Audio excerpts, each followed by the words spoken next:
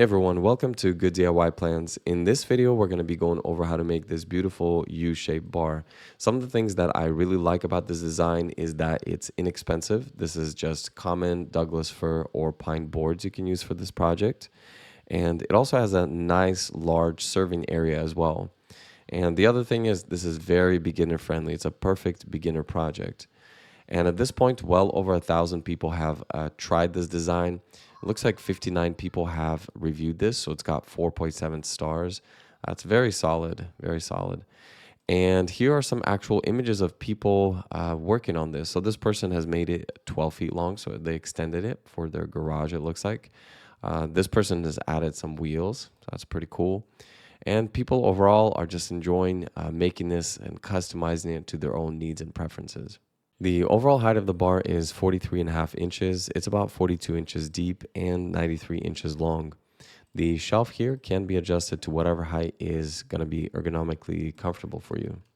So the first thing that we need to do is to make two identical frame pieces that will go on the front of the bar.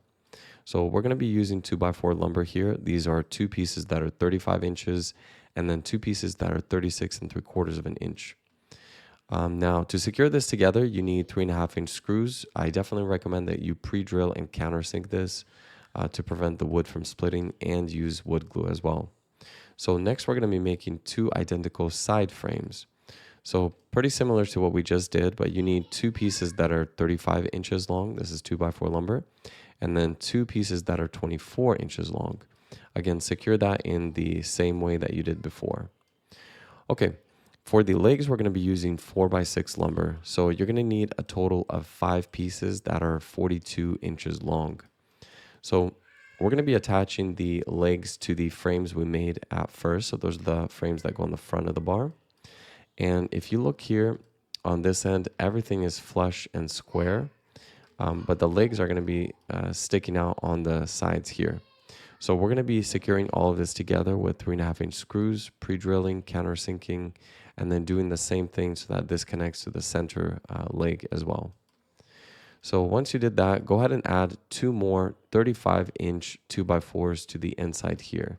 So we're just going to secure it directly to the other 2x4 we had there. All right, so go ahead and attach the two remaining frames. These are the side frames that we have.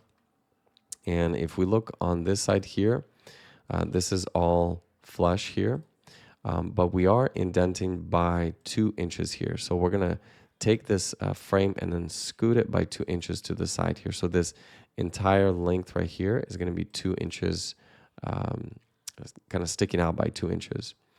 All right, so go ahead and secure that with 3.5-inch screws, pre-drill, and countersink.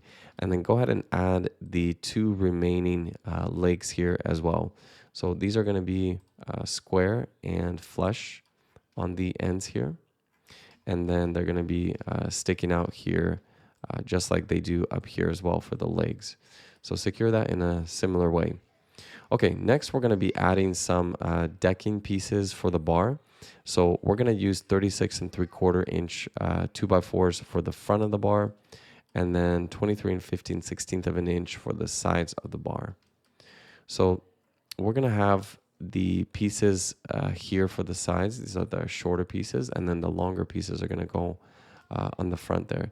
The first board, you're going to start flush with the side frame here, and then these are going to be 5/16 of an inch apart from each other. So what I recommend is just use a spacer to make sure that everything is nice and even, and then go ahead and pre-drill, countersink all of those, and secure those together. Okay, we need to add the bar top support. So these are made out of 2x4 lumber as well. So you're going to have this teal colored piece. It's 84-inch 2x4, and then two side pieces that are 46 or 40 7/16 of an inch rather long, and the edges here are cut at 60 degrees. So if we kind of look from the bottom side here, we'll see how that fits together.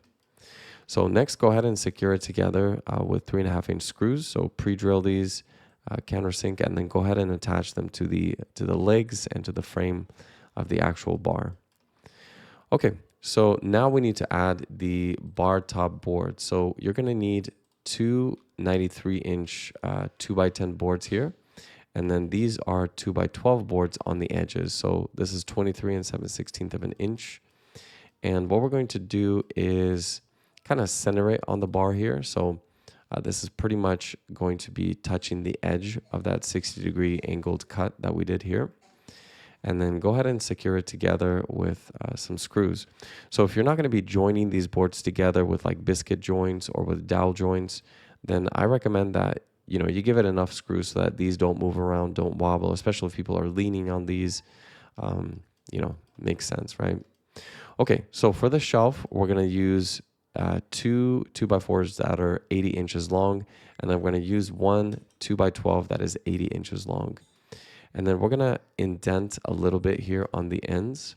So we're going to cut two little notches. So this is 3.5 inches and 1.5 inches, just so that fits in nice and snug for where we're going to be putting that shelf. Go ahead and secure this together with some screws. And then we are going to be indenting by 1 inch on the edge here. And here, this is going to be just flush with the notch cut that you have. So next, go ahead and add the shelf. So this is where you get to kind of adjust the height of this for whatever would be most ergonomic or comfortable for you, depending on how tall of a person you are. And then you can just secure it directly through the sides here.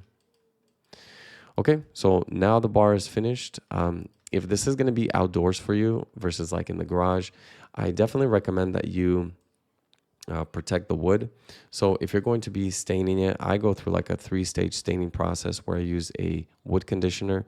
It fills in the pores of the wood so that when I do apply the color, it's going to be applied nice and even. Next, I go ahead and apply the stain. And then the last part is to seal it. So if you want like maximum protection, I recommend a marine grade sealant. So there's a lot of different brands. If you want something, a little bit more standard, that would be like an exterior grade polyurethane. For those of you who are interested in a DIY plan PDF, it will be available in the link below.